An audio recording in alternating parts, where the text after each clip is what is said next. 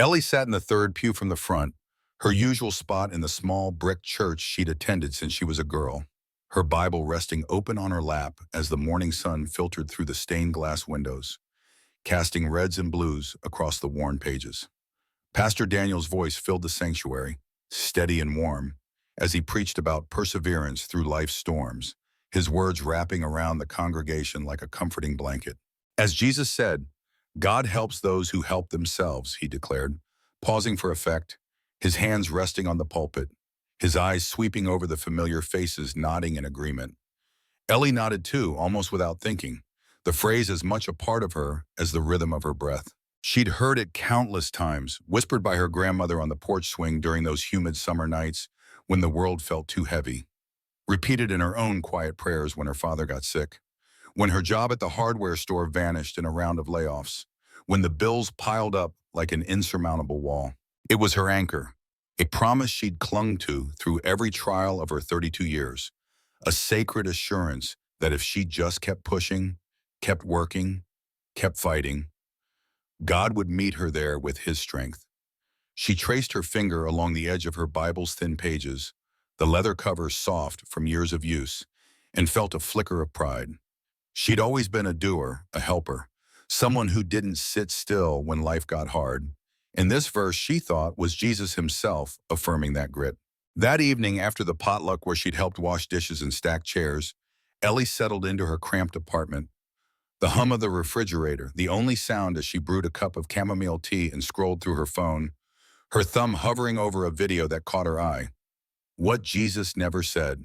The title was bold, almost accusatory, and curiosity tugged at her.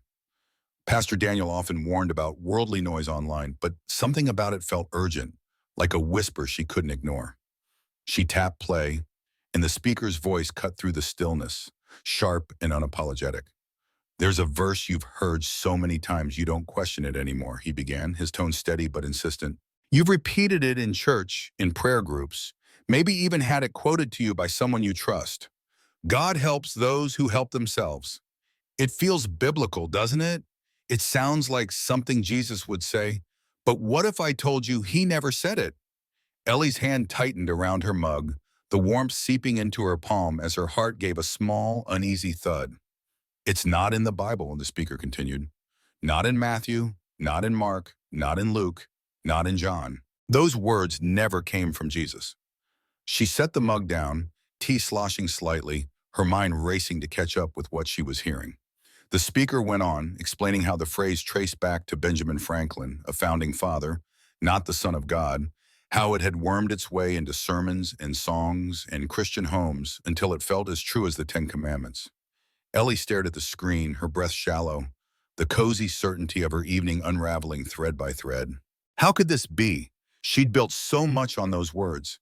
Every late night studying for a better job, every extra shift she'd taken to pay off her father's medical bills, every time she'd told herself to get up and keep going because Jesus promised God would help her if she did. If it wasn't true, what had she been standing on all this time? The video ended, and silence pressed in, thick and heavy, as she sat there, her tea growing cold, her thoughts spinning like leaves in a storm. The next morning, she woke before dawn, the sky still bruised with night, and pulled her Bible from the nightstand, determined to find the truth for herself. She flipped through the Gospels, her fingers trembling slightly as she scanned Matthew's accounts of the Sermon on the Mount. Mark's hurried stories of miracles, Luke's tender parables, John's weighty declarations. Hours slip by me, the sun climbing higher, spilling light across her kitchen table. But the words she sought weren't there. No God helps those who help themselves, no hint of it, not even a whisper. She leaned back in her chair, her chest tight, the realization sinking in like a stone. It wasn't scripture. It was a lie, not a malicious one maybe, but a lie all the same.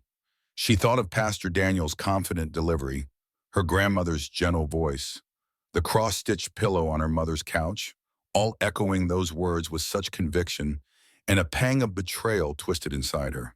How had this happened? How had something so false become so familiar, so trusted? She'd prided herself on her faith, Sunday mornings in the pew, Tuesday night prayer group, the hours she spent sorting canned goods at the church pantry, And yet here she was, staring at a crack in the foundation she'd never noticed before. If this wasn't from Jesus, what else had she swallowed without question? The thought burrowed deep, sharp, and relentless, pulling her into a spiral of doubt that felt both foreign and inevitable. She'd always seen herself as a faithful Christian, someone who knew the word, who lived it, but now she felt like a stranger in her own beliefs, adrift in a sea she'd thought was solid ground. That night, she knelt by her bed, the hardwood cold against her knees, her prayer faltering as she pressed her hands together. God, she whispered, her voice small and unsteady. What's real? I've believed this for so long, and now I don't know what to trust. Show me what's real, please. The room stayed quiet, but the plea hung there, raw and honest, a fragile thread reaching out into the dark, a first step towards something she couldn't yet name, a journey she hadn't planned to take, but one she knew deep down she couldn't turn back from now. Ellie couldn't shake the unease that had taken root in her chest, a restless ache that followed her through the days after the video, shadowing her every thought like a persistent fog she couldn't wave away. She went through the motions, brewing her morning coffee, driving to the grocery store where she now worked the register, nodding politely at customers.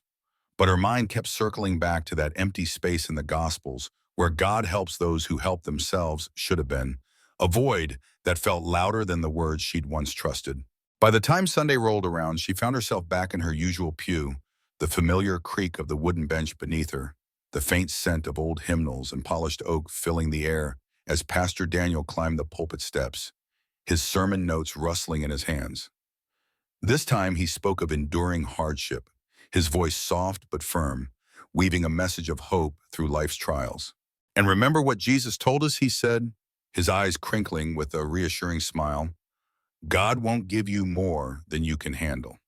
The congregation murmured their approval, a quiet ripple of amens and nods, and Ellie felt her heart lurch, a jolt of recognition tinged with dread. She'd heard that one too, after her father's cancer diagnosis when the chemo drained the light from his eyes, when her boss called her into the office to say the store couldn't keep her on, when her life felt like it was buckling under a weight she couldn't shift. It had been a lifeline then, a promise that Jesus wouldn't let her break, that she was strong enough to carry whatever came. But now, with the sting of last week's discovery still fresh, she wondered, was this another lie? Her fingers tightened around the Bible in her lap, the leather cool against her skin, and she resolved to find out. After the service, as the congregation milled around sipping coffee from styrofoam cups, Ellie approached Pastor Daniel near the fellowship hall, her steps hesitant but determined. Pastor, she said, her voice quieter than she intended, that verse you mentioned, God won't give you more than you can handle. Where does it come from? I mean, exactly. He paused, a steaming cup halfway to his lips, and scratched his chin, his brow furrowing slightly. Well, Ellie, it's one of those sayings that's been around forever, he replied, his tone kind but vague. I think it's rooted in scripture somewhere. 1 Corinthians, maybe? It's about God's faithfulness. His uncertainty hung between them, a flimsy thread that only deepened her suspicion, and she nodded politely, thanking him before slipping away, her mind already racing. That night, she sat at her kitchen table, the overhead light casting a harsh glow over her open Bible, and turned to 1 Corinthians 10:13, the verse he'd hinted at. No temptation has overtaken you except what is common to mankind. And God, as for us, is faithful. He will not let you be tempted beyond what you can bear. She read it twice, then 3 times, her pulse quickening as the words sank in. Temptation, not suffering, not the crushing weight of loss or pain she'd been told it covered. The promise was about escaping sin, not enduring every burden life threw at her, and certainly not a blanket assurance from Jesus that she'd never buckle. She leaned back, her chair creaking, and stared at the ceiling, a mix of frustration and clarity washing over her. It wasn't just one phrase, it was a pattern, a web of sayings she'd accepted without question, woven so tightly into her faith she hadn't seen the threads for what they were. She thought of her grandmother's voice, steady and sure, repeating these words over quilted blankets and cups of tea, of the church walls lined with plaques etched with similar promises, of the worship songs she'd sung with hands raised, their lyrics echoing the same comforting refrains. It wasn't random, it was tradition, handed down like a cherished recipe, repeated so often it had taken on the weight of truth without ever needing proof. The video's warning replayed in her mind, sharp and insistent. The most effective lies sound close enough to the truth that you never stop to question them. She grabbed her phone, scrolling through her social media feed, and there they were, posts with cross emojis and pastel backgrounds. God won't give you more than you can handle, splashed across them in elegant fonts, liked and shared by people she knew from church, from prayer group, from her own family. She opened a devotional on her shelf, its pages dog-eared from years of use, and found it there too, nestled between prayers like it belonged. Her breath caught as she realized how deep it went. How these weren't just slips of the tongue, but a collective vocabulary, a language of faith she'd never thought to challenge. And then the question hit her, cold and unyielding. Who benefited from this? The video had suggested Satan, the enemy slipping falsehood into the church like a wolf in a robe. But Ellie hesitated, her rational side pushing back. Wasn't that too far? Yet she couldn't ignore what she saw. These sayings flattered her, puffed up her strength, her effort, her control, while the Jesus she'd started reading about in the Gospels demanded something else: surrender, dependence, a trust that didn't lean on her own grit. She closed her Bible, her fingers trembling against the cover, and whispered into the quiet, "I've been building my house on sand." The words felt like a confession, a painful unmasking of a faith she'd thought was rock solid, and they carried a weight that was both terrifying and urgent. If these weren't Jesus's words, if they'd shaped her prayers, her choices, her very understanding of God, then what else had she missed? What else had slipped past her, dressed up as light when it was something darker? She didn't have answers yet, but the question burned, a spark that wouldn't let her rest, pushing her toward a truth she was only beginning to glimpse, one that might unravel everything she'd known, but one she couldn't turn away from now. Ellie woke with a resolve she hadn't felt in weeks, the unease of the past days hardening into something purposeful, a quiet determination to find the truth beneath the layers of tradition she'd started to peel back. The kitchen table became her sanctuary that morning, her Bible spread open under the soft glow of a lamp, a mug of coffee cooling beside her as she turned to the Gospels with fresh eyes, her pen poised over a notebook she'd pulled from a drawer, its pages blank and waiting. She wasn't sure where to start, so she began with John, her fingers tracing the red letters she'd always loved, the words of Jesus standing out like beacons against the black text. She landed on John 16:33, and the verse stopped her cold. "In this world you will have trouble, but take heart, I have overcome the world." She read it aloud, her voice a whisper in the stillness, and felt a shiver run through her. Not of fear, but of recognition. There was no promise of ease here, no gentle assurance that she'd never face more than she could bear. Just a raw, unflinching warning that trouble was certain, paired with a hope that didn't rest on her strength, but on his victory. It was nothing like the soft platitudes she'd clung to, nothing like "God won't give you more than you can handle," and the difference struck her like a gust of cold air, waking her up. She kept going, flipping to Matthew 11:28, her eyes catching on another red-letter promise. "Come to me, all you who are weary and burdened, and I will give you rest." She lingered there, letting the words sink in, not "help yourself first," not "prove you're worthy," but "come as you are," an invitation so simple and tender it made her chest ache. She thought of the blind man in John 9, crying out to Jesus from the roadside, his hands empty, his hope pinned on mercy, or the woman caught in adultery in John 8, thrown at Jesus' feet by a crowd ready to stone her, saved not because she'd fixed herself, but because he stepped in. These weren't people who helped themselves. They were desperate, broken, utterly reliant on him, and he met them there, not halfway, but all the way. Ellie's pen scratched across the notebook as she jotted it down, her thoughts spilling out. The real Jesus doesn't wait for me to earn him. He comes to me when I can't move. It was a revelation, stark and beautiful, unraveling the version of Jesus she'd built in her mind. A savior who applauded her effort, who stood back until she'd proven her grit. The misquotes had painted him as a partner in her self-reliance. But the Gospels showed a king who carried her when she couldn't stand, a truth that felt both heavier and freer than anything she'd known. That Sunday she skipped church, the pull of the pews outweighed by a need to sit alone with this Jesus she was meeting anew. Her apartment quiet except for the rustle of pages and the occasional chirp of birds outside her window. She turned to Luke 9:23 and the words hit her like a hammer. Whoever wants to be my disciple must deny themselves and take up their cross daily and follow me. A cross, not a cushion, not a motivational nudge, but a call to sacrifice, to let go of her pride, her control, her illusion of strength. She sat back, her coffee long forgotten, and stared at the verse, its weight pressing against her ribs. It was hard, almost painful to read, but it pulsed with life, an unshakable authority that the fake quotes lacked. She saw it now, why those sayings had been so easy to swallow. They let her stay in charge, flattered her ability to push through, while Jesus' real words demanded she surrender, demanded she trust him over herself. She grabbed her notebook again, her pen flying as she wrote, "The real Jesus doesn't flatter me. He challenges me. He doesn't promise an easy life. He promises himself." The words felt like a confession, a shedding of an old skin, and for the first time in weeks, she felt a spark ignite inside her. Not the fleeting comfort of the tradition, but a deep, holy freedom that came from meeting him as he was, not as she'd wanted him to be. She thought of the stories she'd skimmed past before. The paralytic in Mark 2, lowered through a roof by friends because he couldn't reach Jesus himself, or the thief on the cross in Luke 23, gasping out a plea with no time to prove his worth. Both met with grace they didn't earn.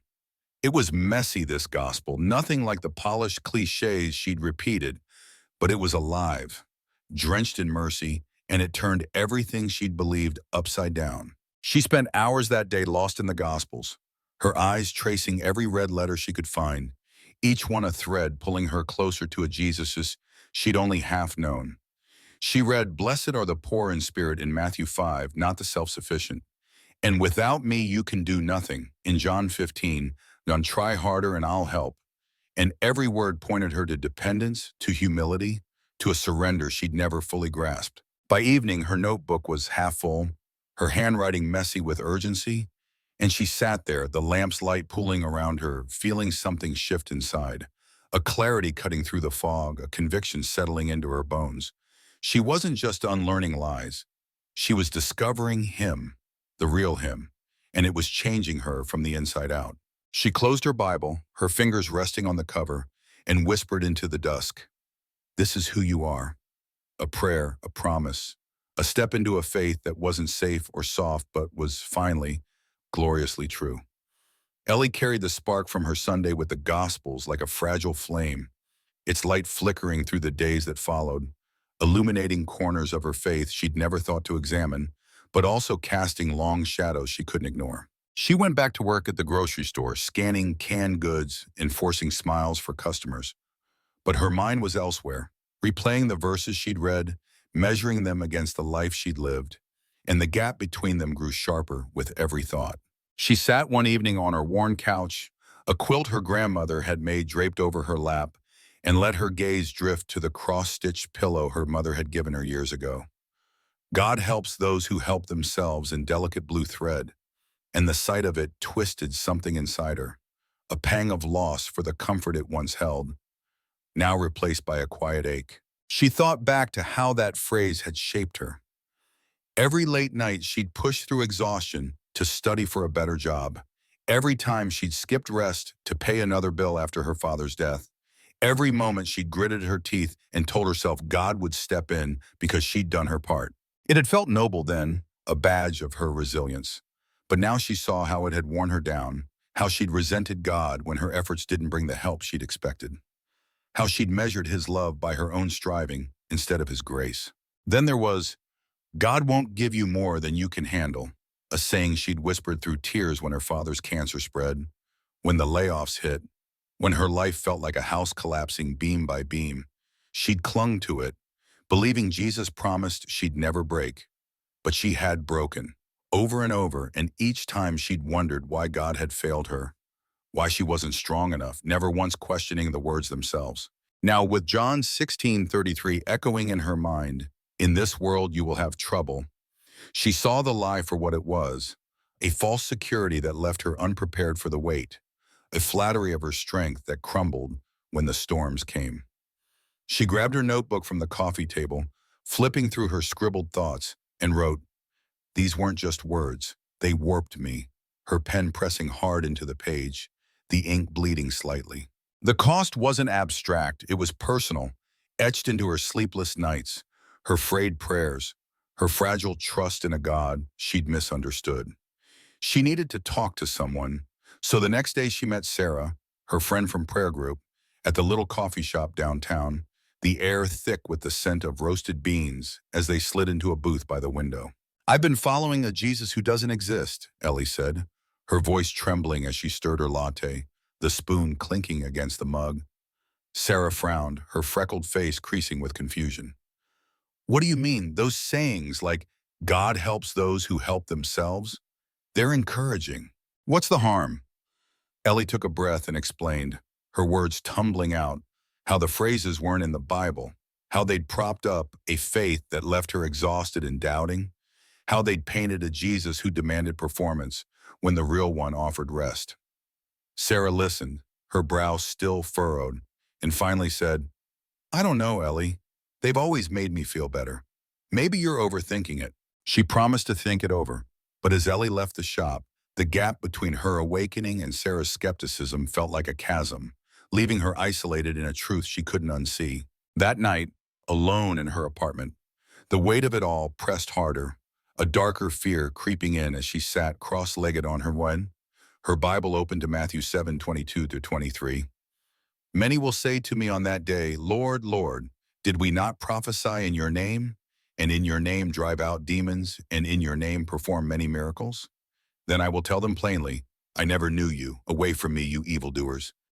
The words chilled her, a warning that sincerity wasn't enough, that she could lift her hands in worship, serve at the pantry, quote verses, even the wrong ones, and still be wrong, still be spiritually asleep. Could she have been one of them, standing before God with a faith built on sand, convinced she knew him when she'd followed a shadow? The video's voice echoed in her head. Satan disguises falsehood as light. And though she'd resisted the idea before, it gnawed at her now. Not a horned figure cackling in the dark, but a subtle pull, embedding lies so close to truth she'd never noticed, lulling her into a faith that felt good but couldn't stand. The enemy hadn't needed to destroy her, just distract her, keep her comfortable, keep her quoting half-truths until she drifted far from the real Jesus without realizing it.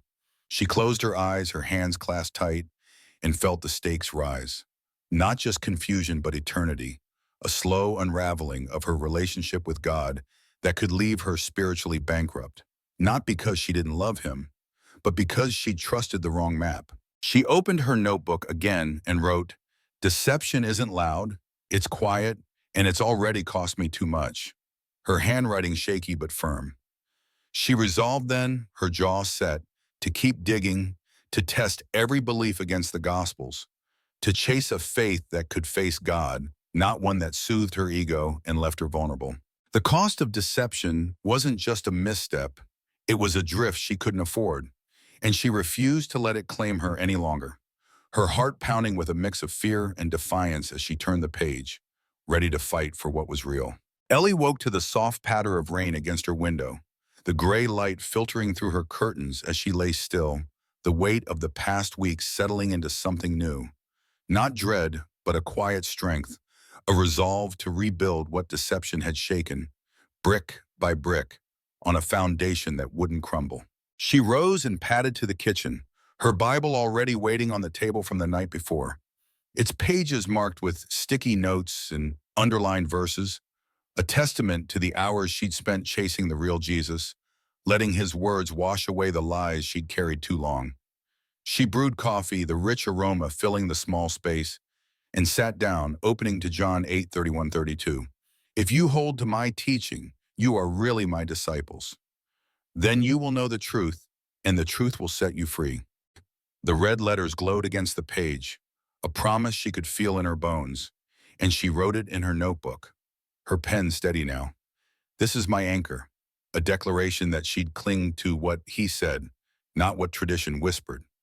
She started each day like this now, trading the echo of church sayings for the raw voice of the Gospels, letting Matthew, Mark, Luke, and John reshape her prayers, her hopes, her very understanding of God.